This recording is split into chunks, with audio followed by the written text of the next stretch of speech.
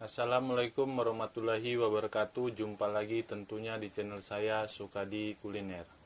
Hari ini saya akan mengajak Anda untuk menonton video yang berjudul Kenapa Indonesia Benci Malaysia.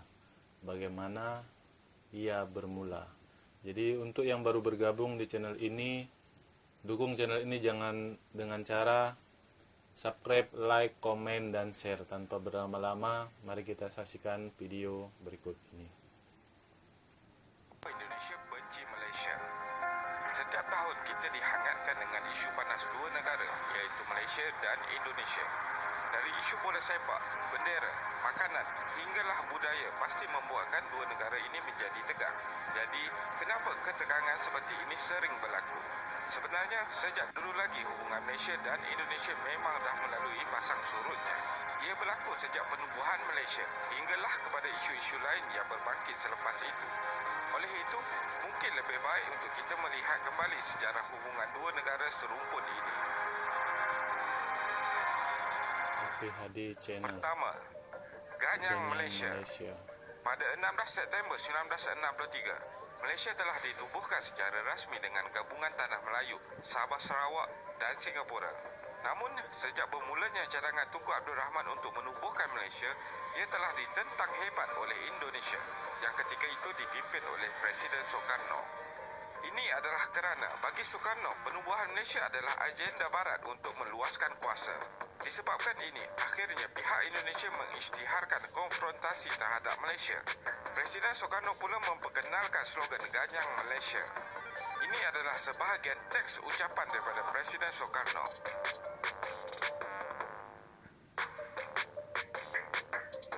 Sebaik sahaja Indonesia mengisytiharkan konfrontasi terhadap Malaysia, pencerobohan dan serangan ke Malaysia pun bermula. Walaupun begitu, konfrontasi bersenjata antara Malaysia dan Indonesia adalah perang yang tak diisytiharkan. Berikut adalah antara serangan pihak Indonesia ke atas Malaysia. 12 April 1963, serangan di Balai Polis Terbedu, Sarawak. 29 Disember 1963, gerila perang Indonesia menyerang pos tentera di Kalabakan, Tawau, Sabah. 17 Ogos 1964, pasukan payung terjun Indonesia mendarat di sebuah pantai di Johor. 2 September 1964, pasukan payung terjun Indonesia mendarat di Labis, Johor. 29 Oktober 1964, tentera Indonesia mendarat di Pontian, Johor. 28 Jun 1965, Indonesia cuba melakukan serangan dan sabotaj ke atas kem Regimen Askar Melayu Diraja di Tawau. Tetapi serangan-serangan ini dapat dipatahkan dengan bantuan ketenteraan dari negara-negara Commonwealth seperti Britain, Australia dan New Zealand. Setelah hampir 2 tahun lebih berlakunya konfrontasi, secara tiba-tiba kepimpinan Soekarno digulingkan. Ia terjadi apabila pihak Parti Komunis Indonesia PKI cuba untuk membuat rampasan kuasa dengan menculik dan membunuh beberapa orang jeneral tentera Indonesia pada 30 September 1965. Jeneral Soeharto yang terselamat dalam peristiwa itu akhirnya mengambil alih kuasa dari Soekarno. Beliau kemudiannya dilantik menjadi Presiden Indonesia. Setelah berlakunya penukaran kepimpinan, hubungan Malaysia dan Indonesia mula dipulihkan. Maka tamatlah konfrontasi keras antara kedua-dua buah negara. Kedua, perebutan dua buah pulau dan wilayah. Sebelum ini, terdapat dua buah pulau yang menjadi rebutan antara Malaysia dan Indonesia. Pulau itu adalah Pulau Ligitan dan Pulau Sipadan yang terletak di perairan Sabah. Pertikaian ini sebenarnya sudah bermula sejak tahun 1969 lagi.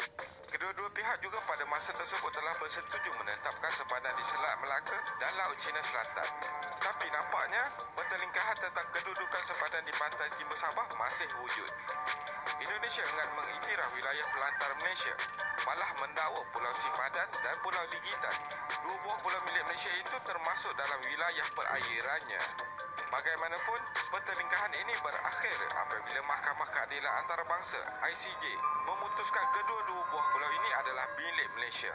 Ketiga, terdapat kumpulan NGO Indonesia yang merancang serangan ke atas Malaysia. Mungkin masih ramai yang masih ingat pada masa dahulu, Malaysia dengan Indonesia menjadi tegang disebabkan Malaysia dituduh mencuri tarian pendek daripada Indonesia. Perkara ini terjadi apabila gambar tarian pendek muncul di dalam program Enigmatic Malaysia yang bersiaran di saluran Discovery Channel. Tetapi sebenarnya video ini tiada langsung kaitan dengan pihak kerajaan Malaysia. Selepas timbulnya kontroversi ini, pihak produksi yang membuat video tersebut telah memohon maaf dengan Kementerian Pelancongan Malaysia. Kemudiannya, Kerajaan Indonesia pula diminta supaya menerima penjelasan dari pihak produksi tersebut. Sebenarnya terdapat satu pertubuhan bukan kerajaan NGO yang sering membuat ancaman terhadap Malaysia. Kumpulan ini dikenali sebagai Benteng Demokrasi Rakyat, Bendera. Pada tahun 2009, penyelaras NGO ini mengesahkan bahawa mereka sudah merekrut lebih kurang 1,500 sukarelawan yang bersiap sedia untuk berperang dengan Malaysia. Namun secara jelas ia tidak berlaku. Walaupun sering berlaku ketegangan, tetapi kedua-dua buah negara pernah ada pemimpin yang berkawan baik. Jika mengkaji sejarah, hubungan kebudayaan antara Malaysia dan Indonesia sudah terjalin rapat sebelum merdeka lagi. Disebabkan itulah logik untuk kedua-dua negara mempunyai persamaan dalam aspek budaya dan kesenian tertentu. Malah seniman-seniman Malaysia masih dikenali di Indonesia seperti P. Ramlee hinggalah kepada Siti Nurhaliza. Begitu juga di Malaysia, banyak juga rakyat Malaysia yang meminati penyanyi dan pelakon daripada Indonesia. Kesimpulannya, hubungan antara Malaysia dan Indonesia tetap kekal baik sejak tamatnya konfrontasi lebih 50 tahun dahulu. Walaupun kadang-kadang terdapat sedikit provokasi daripada pihak tertentu. Malaysia dan Indonesia nampaknya sejak dahulu lagi sentiasa mengambil pendekatan sederhana dalam menangani masalah sebegini. Justru itu adalah sangat wajar untuk kita kekal bersikap bertamadun dan beradab sopan. Terima kasih kerana menonton dan jangan lupa subscribe. Jumpa lagi. Oke, jangan lupa juga subscribe APHD channel ya.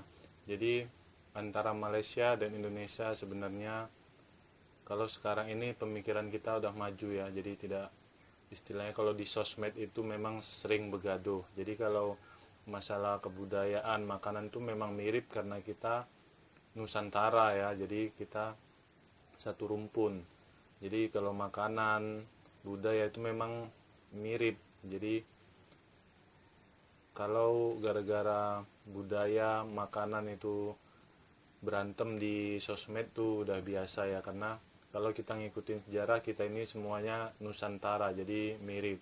Jadi sebagai kita yang sekarang ini udah pemikiran maju, kita harus mana tahu yang negatif dan positif. Jangan sampai terpengaruh oleh provokator orang ketiga yang untuk memecah belah Malaysia dan Indonesia.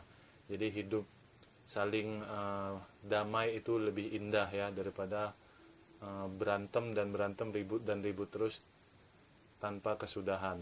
Jadi itulah video hari ini yang saya coba berikan. Jangan lupa dukung channel ini dengan cara subscribe, like, komen, dan share. Dan nantikan terus video saya berikutnya. Assalamualaikum warahmatullahi wabarakatuh.